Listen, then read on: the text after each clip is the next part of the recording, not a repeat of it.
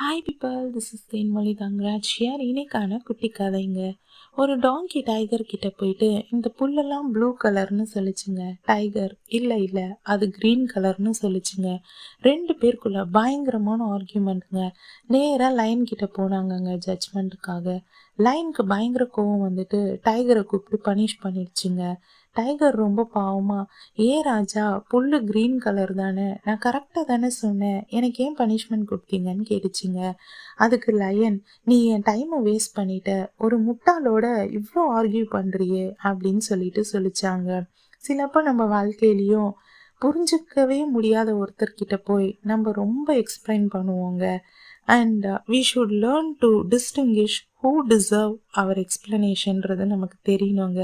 And who deserve our absolute silentன்றதும் நமக்கு தெரியணுங்க.